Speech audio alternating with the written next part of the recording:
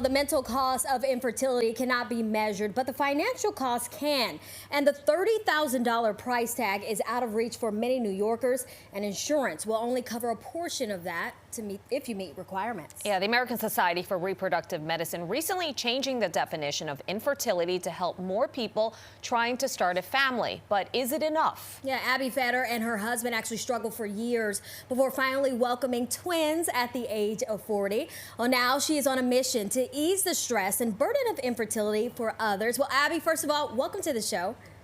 Thank you for having me. Thrilled to be here. So we touched on it briefly there. Walk us through a little bit about your journey with infertility.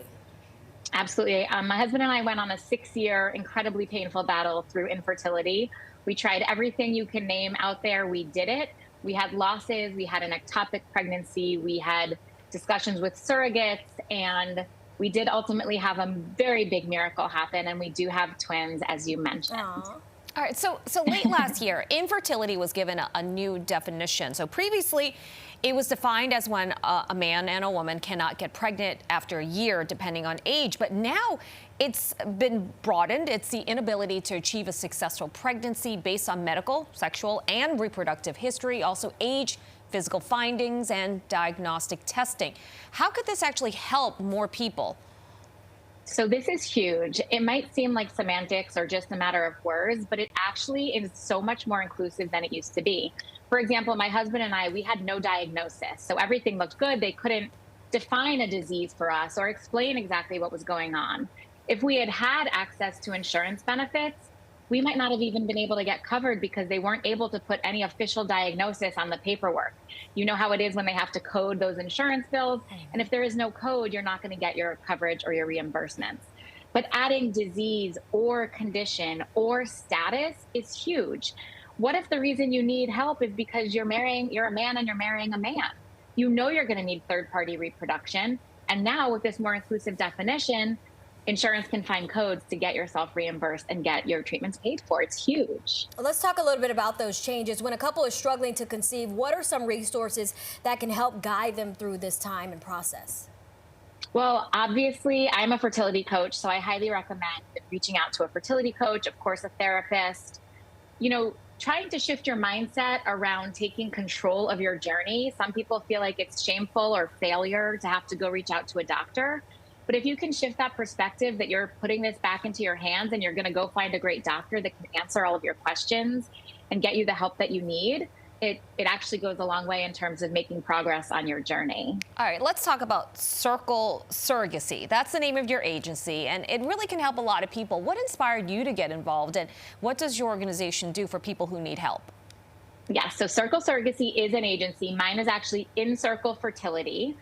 So people will come to me before the surrogacy step. So as they're going through infertility, the way that I say it is I hold the hearts and hold the hands of women and couples struggling to conceive. So once I emerged on the other side of my journey with my twins in tow, I noticed all these gaps that existed within the system. I had an amazing therapist. I had friends and loved ones who really cared about me. My partner and I, after 6 very long years, finally made it through. I had an incredible doctor. With all of these privileges, I still felt that I needed somebody who had been through what I had been through to walk me through this process. Much like we now think it's very normal to hire a doula or a midwife for birth and make that process easier, why are we not getting the help that we need to make the struggle to the birth even easier? I say it takes a village to make a baby, not just to raise a baby.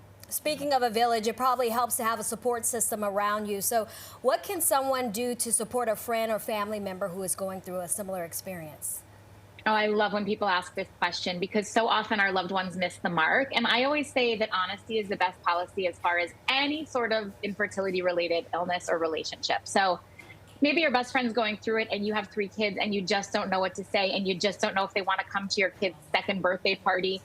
I just think that being vulnerable and saying, listen, I don't know the best way to be here for you or the best way to support you, but I want to be here for you in the best possible way I can, just softens the conversation and allows you to have an open dialogue with the people that you love and who love you.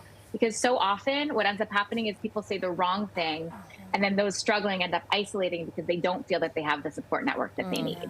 All right, Abbe, thank you so much for joining us today and sharing your story. It is so heartfelt, and just one person out there, if it helps. I mean, this has really been a really informative segment. Certainly not easy to talk about your experience, but you may be able to help someone, so thank you.